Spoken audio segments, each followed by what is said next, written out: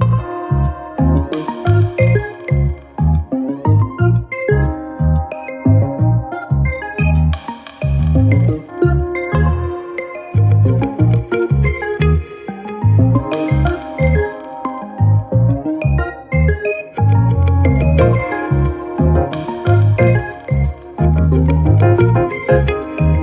Theo Rogers. What's going on, sir? How you doing, man? I'm blessed. I can't complain. Yeah. I would ask you how the weather in Vegas is, but I'm a little jealous, so I don't really want to know how nice it is. Oh, it's 75. It's 75. And It's great. I see the sun shining. Oh yeah, it's gonna heat up soon. It's gonna heat up Oh, soon. I'm sure it is because it's what 12. It's 12 noon right now. Yes, sir. It's 12 right now. So I'm sure it's gonna get rather warm pretty soon. Oh, for sure. I'm not looking forward to it. I'm not looking forward to this. This heat is different than Chicago. Chicago is gonna be humid, but this is a more of a dry heat, so it's gonna be different. Absolutely, absolutely. So I'm glad I've got this opportunity to talk to you, man. I'm just trying to get the Facebook Live situation straight here. There's always a delay when you stream. Understood. Yeah, so just want to make sure it's good. Let's see here. Where are we at? So we are live. Here we go. So Facebook is up. And LinkedIn is always slow. I don't know why it's usually like 5 minutes behind. But they're just now getting into this whole live thing and whatnot. So excited about the conversation, and you're doing some really good stuff. And so I want to give people a chance to understand and hear what you're doing, why you're doing it, and then what's going to happen in the future for Humble Ambitious Media. And so when I started promoting this, it was like, have you ever thought about becoming a filmmaker? And so if you could, and actually we'll back up even further than that, because you were doing something else, what, 2.5 years ago or so? For sure. So why don't we talk about what you were doing before the pandemic, and let's talk about the live events coming to that you. I don't know if you still have it or not, but where did that come from? You're an entrepreneur. And so a lot of things that we talk about on this platform is, I'm sure you've heard of the Great Resignation, if you will, over the last couple of years. For sure. And so a lot of people are now quitting their job or realizing that they're tired of just working a concrete 9 to 5 for somebody else. And a lot of people are now thinking about becoming an entrepreneur. So if you could share with us a little bit about, being an entrepreneur first, but then we'll get into how your business shifted because of the pandemic. Okay. Yes. Great. I'm so glad to be here. Mr. Rayford, we've been talking for a while. You befriended me. Well, I befriended you first and you befriended me, and we've worked together since then. And it's just been a pleasure just to have you, as a friend and as a person, as a confidant that I can talk to about finances and different things of that nature, just due to your background. But let me start. I think entrepreneurship is the new wave, especially with technology and the ability to sell your own products on the internet, whatever products those may be. Building a fan base, building a brand, all of these things are at your fingertips just by you having a phone. I started my business, PAV, which is here in Las Vegas, which is production audio visual, which came from my background as a audio engineer by trade. So I started as an audio engineer by trade. I went to college for it. I graduated and decided to jump on cruise ships. And I worked for Royal Caribbean for a while and decided to move to Las Vegas, to the entertainment capital of the world, to pursue my dreams in my business. As coming to Las Vegas in 2007, it was a different market for me. It was a way bigger fish. I was a small fish in a big pond, way compared to when I was living in Milwaukee, Wisconsin as a child. I grew up in Milwaukee all the way until I was 19, and then I went to college. And then the rest is history. I came to Vegas when I was 23, 22, 23. So when I came to Las Vegas, I immediately knew that I had to make my mark in a big market like Las Vegas. I started as an audio engineer working for a lot of casinos, graduated from casinos, um, started working to a lot of major theaters that had major acts. Some of your favorite artists went through my theaters. I became a manager of the audio department. Um, I became the head engineer for that venue. And then once I decided that I could do this on my own, I grabbed other like-minded individuals, friends of mine that were just really, really professional in their field, but also at a very, very high level, and decided to partner with them and have my own business. Let me stop you right there for a second, because you said something very important. You said at age 23, you moved to Vegas, and one of the things that and regret is not the right word. However, we look back and think about the choices that we make. And that's the one thing that I never did when I was younger, was to just move from my home state and just go to another state, whether it be Vegas, California, or New York, and try what I love to do. And you did it at 23. What was that like? What was going on in your mind? Like, some people would say, man, you're crazy for doing something like that. What was that like? Well, it was kind of natural for me, because when I was on cruise ships, most of the people that were on ships that were magicians, ventriloquists, any of these high-level entertainers, singers, different things of that nature, they were also in the Vegas market. So they were in the Vegas market / cruise ship market. So they knew that they could have a residency show and get paid the amount of this, but also they could jump on cruise ships for a week at a time and make this type of money. And so, of course, having a beer in the crew bar with them, talking to them, they were like, hey, I got to go to Vegas next week. I'm like, oh, how's Vegas? And they're like, well, it's great. And I'm like, well, you think a gentleman like myself would do well there? Of course. Of course. And so also, too, unfortunately, I am biracial, but my father's African American, and I knew back home in Wisconsin we had a big segregation issue. Like, all the black people stay on one side, and all the white people stay on the other side. And so, because I was like in that middle, I knew that the professional market, especially downtown, was driven by unions that were all white. I knew that my ability was greater than theirs based on me going to college for it. See, a lot of union jobs, what they don't tell you is a lot of union jobs, they learn from whatever the union teaches them. But because I went to a high technology school, I was able to get and become a master at my field very quickly. And so I knew I was more valuable because I had a lot of specialized training. So that kind of pursued me to move to Las Vegas. That's awesome. Now Vegas is starting to come back. It's starting to awaken, if you will. Full effect. Vegas is full effect. I mean, you excited about that? Yes. We got residencies like Usher that is here. We have residencies like 2 Chainz and now and explain what you mean by residency. So residencies is when they have a contract with a hotel to do a certain amount of shows.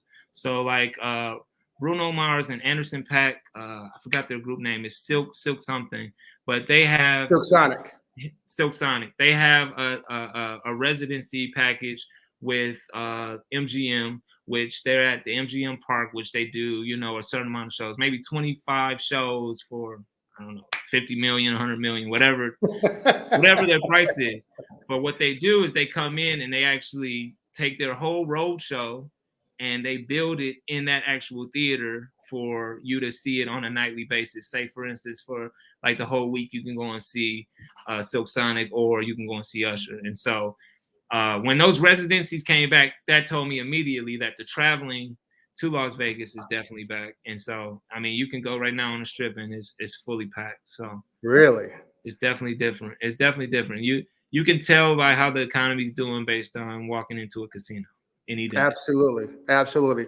So now the COVID-19 hits. What happens to your business? And then talk about that transition.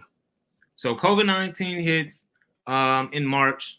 I literally lose all of my clients. I lose every client that I ever had based on entertainment business being a full capacity theater or a full capacity event center or a full capacity hotel. So I was actually specializing in doing, I moved away from doing concerts and I started actually doing uh, events and productions for conferences. And so I went into the corporate field. So anytime you go to any hotel for, like, say for instance, it's a lawyer's conference. Say for instance, this group gets together every year for their annual meeting, or say for Walmart.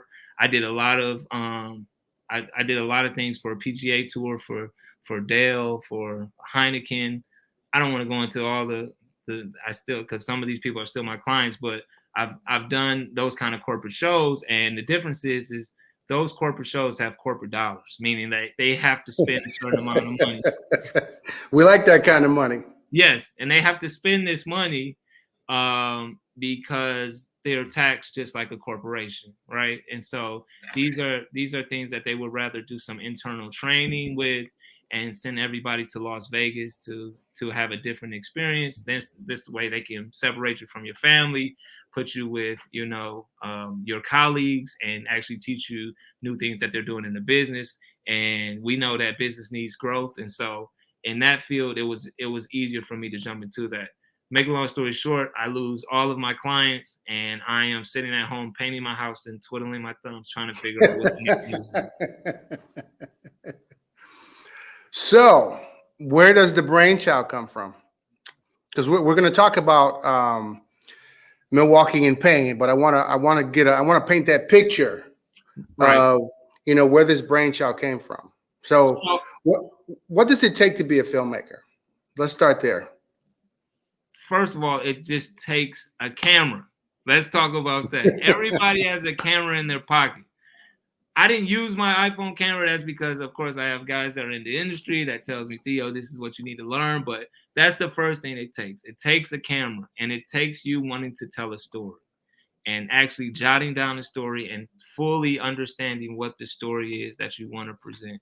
And it's just like telling a story. And I actually trained a lot on watching a lot of these streaming platforms and seeing what kind of work I wanted to do. So I spent a lot of time during COVID watching a ton of documentaries. They say in film class, they say this is the worst thing to do is to like think that you can be a filmmaker. But to be honest with you, I copied a lot of the things that I saw. So a lot of things that I saw that I really enjoyed, like certain graphics and the way that they transition. And because I had a background in music, I went to a arts high school. I graduated as a musician, as a bass player, but I also grew up in church, so I was a gospel musician. So a lot of these things I already correlated with music, so it wasn't much for me to like find music to help tell my story. But the first thing I needed to do is try to get to the root of the story. And so I wanted to put down what my purpose was for the film, who I was going to interview for the film, what did I want to do as an end result for the film. And I just went and filmed. I filmed as much as possible. I went and got a crew, about 3 or 4 guys, and I built that crew in Milwaukee. And actually the concept came up with me just talking to a bunch of my friends about what was happening in the pandemic. So having these conversations about what was going on in the pandemic compared to Las Vegas, because in Las Vegas, our death rate wasn't as huge as Milwaukee was for African-American males. And I was trying to figure out why more African-American males were dying in Las Vegas compared to into Milwaukee. And so that's what I decided to film about. I know you can bring me back, reel me back. But so the brainchild was there was something going on in your community and you didn't really understand why. Correct. Compared to other places in the country. So you start shooting this film.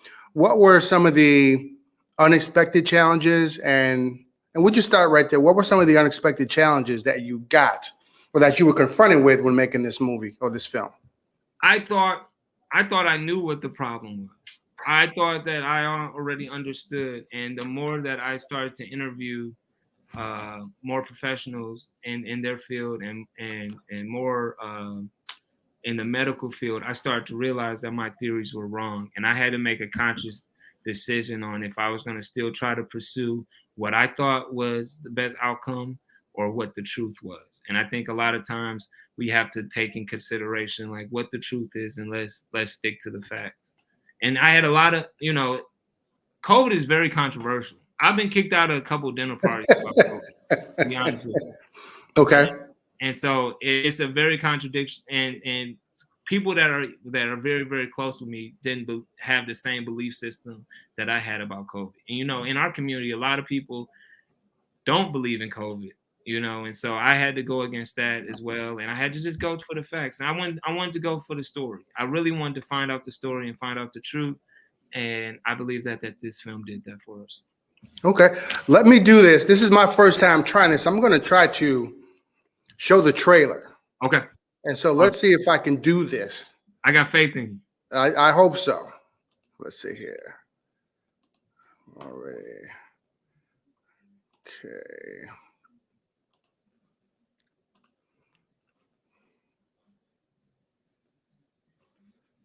You got it. I got it. Look at that. Now we got to go. Hold on. Give me just a second here. Black people couldn't go from, it might have been Valise. From high school, even when I became a law enforcement officer, I had people ask, can I feel your hair?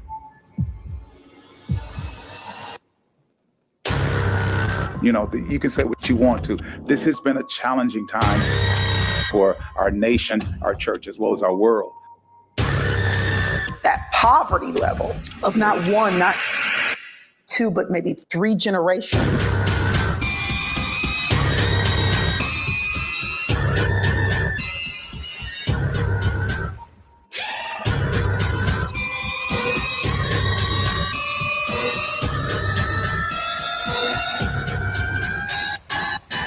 My mother died, my grandmother died, my uncle died.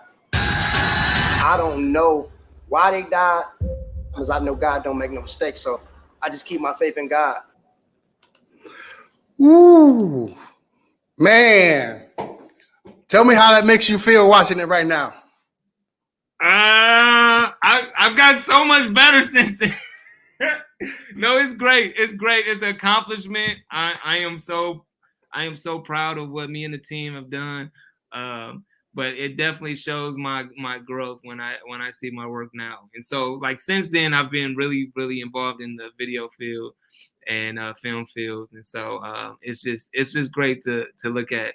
And I did my best. Yeah, I did exactly what I wanted to do, and I spent a lot of time and effort, and I'm grateful. I'm grateful for how far I've come. I'm grateful. That is awesome. So how do you think the pandemic or COVID has affected you as a filmmaker? Well, it affected me to reinvent myself first. I think it taught me immediately of what really matters. And a lot of that matters. I know I'm gonna go back to film, but what matters, I think most, is that sometimes you have to step back and realize that you're in a state of repetitiveness. And I think it taught me how to tell my story and become more thorough as a filmmaker, right? And so I think that's the best thing that has done for me during the pandemic. That's awesome. So, and we're going to switch a little bit. We're going to stay on filmmaking, but just switch a little bit. Who are some of your favorite filmmakers and why? Well, of course, I got to go with Spike Lee, right? I got to go with Spike Lee only because he did so many films with no budget. And to be honest with you, I used my PPP loan to do this film. So thank goodness for the PPP loan that actually helped me. And I did it the right way. I had a real PPP loan. I paid it back, you know what I'm saying? So, and the crazy thing about it is that I have spoken to people that know other people that didn't use their PPP loan. But the first thing is, I think every person, no matter if they work a 9 to 5, they should definitely, I know I'm jumping off subject, but they definitely should get a business, get an LLC, so that you can do some things, that you can have these government entities that can give you assistance when you need it. But yes, yes, Spike is my favorite. Of course, I love the Tarantinos. I love anybody that can write a great story. I don't really get into the big names because certain films that make me feel certain emotions, that touch me, I really gravitate to. So definitely, That's good stuff. I Good would stuff. say Spike is my Spike is the man, huh? he's the man. I'm gonna leave it at Spike.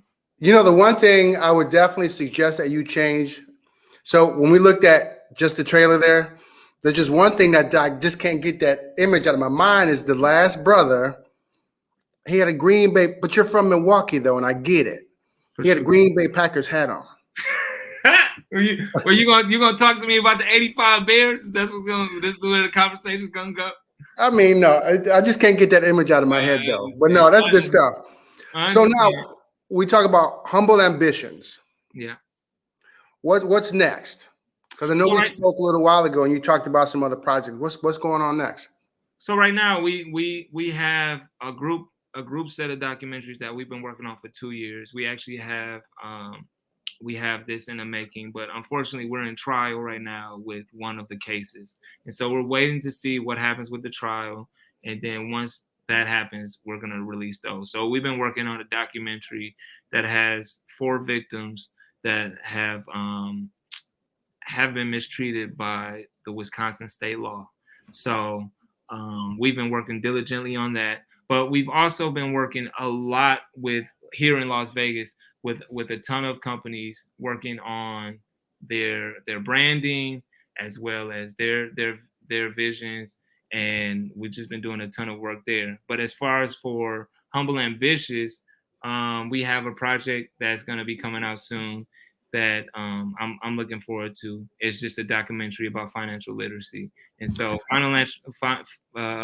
financial literacy in the Black community. So I'm really That is a great segue, because you know what I do, and I'm a part of this major campaign to fight financial illiteracy. You know, which is along the same lines of what you're talking about. So every guest that I have on, we do a 4 money questions, because the show is called Word for Word, and it's the number 4. Okay. So we do 4 money questions as well. So and you've got the book, so I don't know if it's fair to ask you these questions because you know the answers, or you have an idea of, what I might ask you. Oh man, I wish I could have pulled it. It's here somewhere. That would have been nice. I want to hear them. What's the question? So the first question is, how did you learn about money? My first job, I was 16. I was working at Best Buy. They gave me a Best Buy credit card at 16. I had a $500 limit. I maxed it out in one day. I get a statement about 6 months later and says that I owe $600 and something. My parents at the time, my parents are both educators. My parents, unbeknownst to them, know that I opened up a credit card. They have no idea that I bought some CDs and DVDs back then, or whatever, a car system for my car. And I started to realize, oh man, I'll pay these people when I get ready. And so from that point all the way to the age of 24, my credit was in the 500s. And I got a student loan with bad credit. They'll give you a student loan with bad credit. They give you a car loan with bad credit. They give you all these loans. And so now when I'm working here in Vegas, I wanted to buy a TV for my apartment, and I couldn't conjure up $700 to buy a TV just to watch the playoffs. I wanted to watch the playoffs for my birthday. That's all I wanted to do. And I couldn't conjure up the money to do it. And when I was finally by myself, sometimes you got to be separated. I was finally by myself on my own. I didn't have anybody to cry to. And I knew that the decisions that I made were not smart. And I knew that I needed to be better. And that's when I started to learn about money, when I had to start writing to the credit bureau, to try to get things taken off my credit and different things of that nature. And so that's when I found out. That's a good story. Now, do you think when we talk about the education system, we talk about our parents, or we talk about our employer, who do you think is the most responsible, or how do you break that down, you think, to teach? To teach, I believe it's our parents. I believe it's our parents. It's what you learn. Now, the system is not made for you. The system has been made for you to be a consumer. This is how everything is shaped.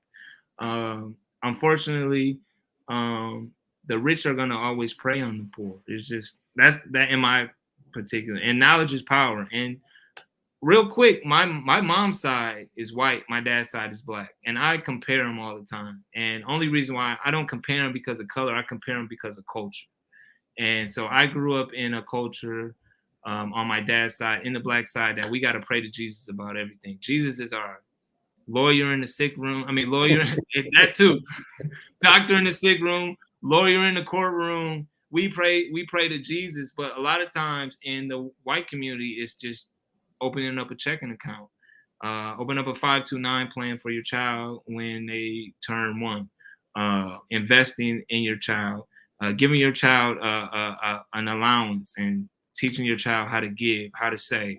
These are essential things that you need to teach your children, just how to use money, how to understand money. Sometimes I send my kids just to go and pay for things so they understand the exchange and understand, oh, how much am I supposed to get back? What the change? How does change feel in their hands? Because we grew up with, now it's only, everything's on my phone, but Right. we grew up with actually feeling money. But I believe that it needs to start in the home, because nobody's going to care about your child until you do. And in every other culture, in the Jewish community, when the child becomes 22, 23 after college, you know what they do? They say, hey, you working in a family business. Yep.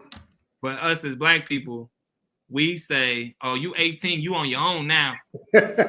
We ain't give you no knowledge. We ain't give you no money. We ain't give you nothing. We say, hey, you on your own. Go on your own. And so, and that's because we're not financially stable to keep you in the house. You eating up all the ham hocks, you eating up all the chicken, all the hog maw. So we don't have the money to keep you. And that's just our culture. But if we start to generate wealth, then we can keep our kids in longer and teach them and help them. And of course, the school should definitely teach financial literacy. But if you look at how these pro athletes, these black pro athletes, how they get money, they usually don't find out to financial literacy until they get to college. And that's unfortunate. Or they get to the league, and now, I mean, Shaq talks about it all the time. He says his first $1 million check, he bought himself a Benz, and he bought his dad a Benz. Then next thing you know, he owed the government $200,000 after he spent the $1 million. He's like, what? And then it's just how it goes. That's good stuff. That's good stuff. If you could, because the credit card story was a good story, but if you could, because I know you're still a young man, but if you could talk to your younger self, right, and give your younger self some advice about money or financial literacy, what would you share with your younger self? I would share that things don't buy you status. Things don't prove to people who you are. Things do not make you cooler. I know we look at the Migos for having some $3,000 shoes, or Cardi B got the nicest bag. That's cool, but you ain't gonna get no better friends because of it. Who are you proving this to? Us as people, we have to know within our hearts of who we are.